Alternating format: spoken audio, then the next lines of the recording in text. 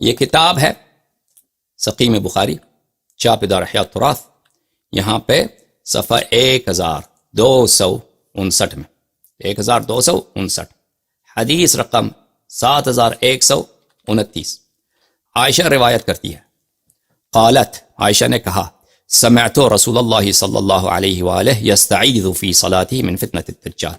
اللہ اللہ اللہ اللہ، میں نے دیکھا کہ رسول پاک صلی اللہ علیہ وسلم اپنی نماز میں دجال کے فتنے سے اللہ سے پناہ مانگتا ہے۔ ٹھیک ہے نا؟ دجال کا فتنہ بہت عظیم ہے، اس کو اب اس کے متعلق میں مزید نہیں کہتا۔ یہ روایت دیکھیے عزیزو، کتاب مسند احمد بن حنبل، الجزء الثامن والثلاثون، جلد نمبر 38، مؤسسۃ الرسالہ، سال 1431 میں کتاب چھپی ہے، صفحہ نمبر 334، حاشیہ رقم 3، حاشیہ نمبر 3، حاشیہ نمبر 3 میں کیا کہا؟ اسنادہ صحیح علی شرط الشیخین، اسنادہ صحیح علی شرط البخاری و مسلم۔ اچھا، نہایت صحیح حدیث ان کے نزدیک۔ اچھا، ان حذیفہ نے فرمایا، قال ذکر الدجال عند رسول اللہ صلی اللہ علیہ وآلہ، دجال کا ذکر ہوا حضرت رسالت پناہ صلی اللہ علیہ وآلہ وسلم کے بارگاہ اقدس میں، دجال ملعون کا ذکر ہوا تو فرمایا، لأنا، بے شک کہ میں، لأنا، بے شک کہ میں، لفتنة بعضکم، لفتنة بعضکم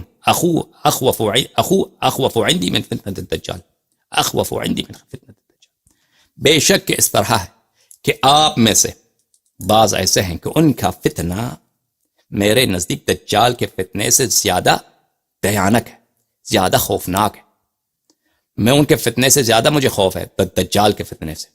آپ لوگوں میں سے، آپ کہیے کہ آگے والے نسلوں کو کہا، یہ بیوقوفی بات ہے کہ آگے والے نسلوں کے پتہ، مجلس میں جو لوگ بیٹھے ہیں، صحبت میں جو، انہی سے خطاب ہے کہ آپ میں سے لوگ ایسے فتنے کریں گے، اللہ اللہ اللہ، کہ ان کا فتنہ دجال کے فتنے سے اعظم ہے، اکبر ہے۔ ٹھیک ہے نا؟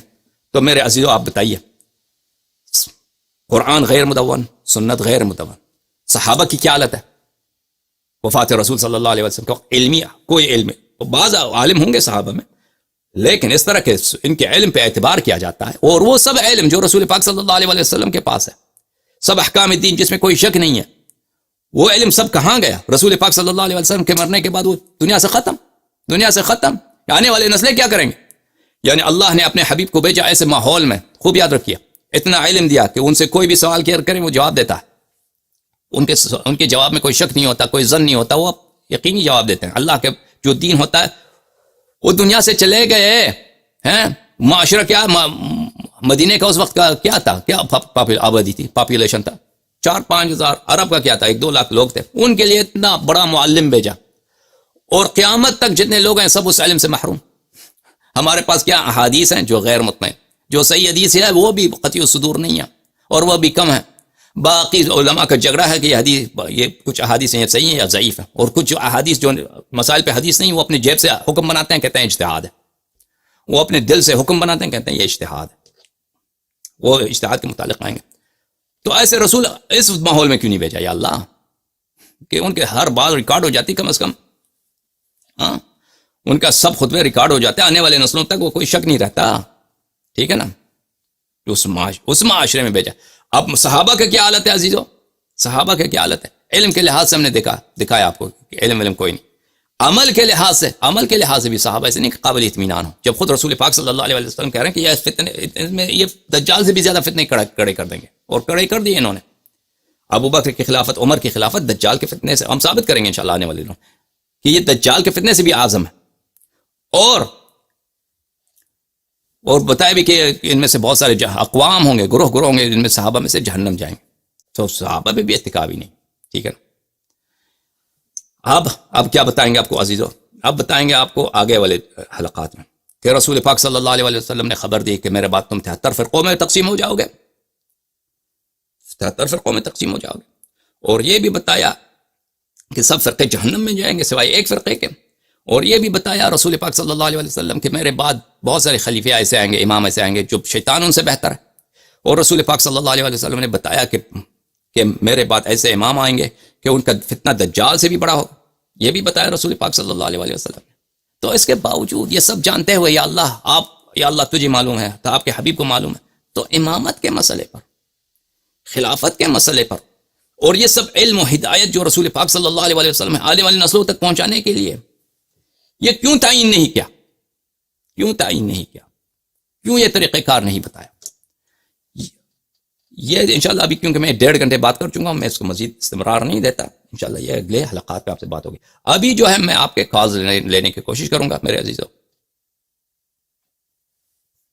کال لینے کی کوشش کرتا ہوں جو شخص کال کرنا چاہتا۔ یہ کتاب ہے سقیم بخاری، چاپ دار احیاء التراث، یہاں پہ صفحہ 1259 میں، 1259 حدیث رقم 7129، عائشہ روایت کرتی ہے، قالت، عائشہ نے کہا، سمعت رسول اللہ صلی اللہ علیہ وآلہ یستعیذ فی صلاتہ من فتنة الدجال۔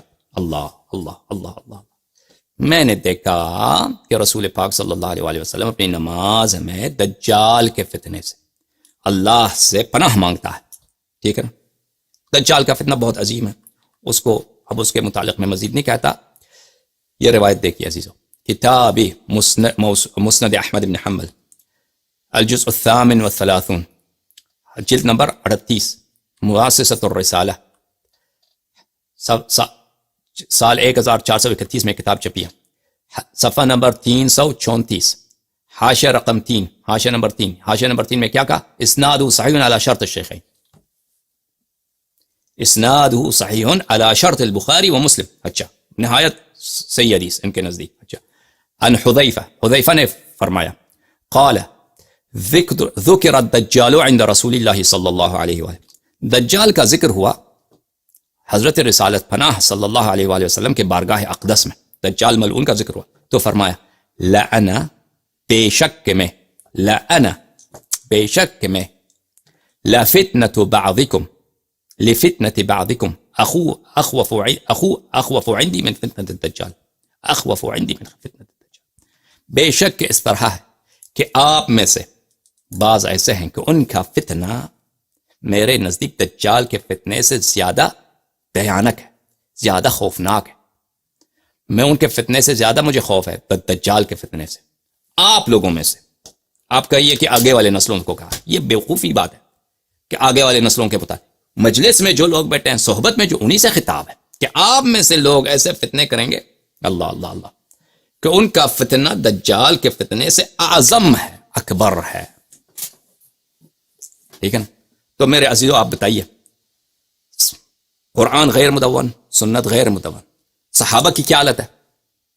وفات رسول صلی اللہ علیہ وسلم کو علمی کوئی علم، بعض عالم ہوں گے صحابہ میں، لیکن اس طرح کے ان کے علم پہ اعتبار کیا جاتا ہے، اور وہ سب علم جو رسول پاک صلی اللہ علیہ وسلم کے پاس ہے، سب احکام الدین جس میں کوئی شک نہیں ہے، وہ علم سب کہاں گیا؟ رسول پاک صلی اللہ علیہ وسلم کے مرنے کے بعد وہ دنیا سے ختم، دنیا سے ختم۔ آنے والے نسلیں کیا کریں گے؟ یعنی اللہ نے اپنے حبیب کو بھیجا ایسے ماحول میں، خوب یاد رکھیے، اتنا علم دیا کہ ان سے کوئی بھی سوال کیا کریں وہ جواب دیتا ہے، ان کے جواب میں کوئی شک نہیں ہوتا، کوئی ظن نہیں ہوتا، وہ یقینی جواب دیتے ہیں۔ اللہ کے جو دین ہوتا ہے وہ دنیا سے چلے گئے ہیں۔ معاشرہ کیا، مدینے کا اس وقت کا کیا تھا، کیا آبادی تھی، پاپولیشن تھا، 4-5 ہزار، عرب کا کیا تھا، 1-2 لاکھ لوگ تھے، ان کے لیے اتنا بڑا معلم بھیجا، اور قیامت تک جتنے لوگ ہیں سب اس علم سے محروم۔ ہمارے پاس کیا احادیث ہیں جو غیر مطمئن، جو صحیح حدیث ہے وہ بھی قطعی الصدور نہیں ہے، اور وہ بھی کم ہے۔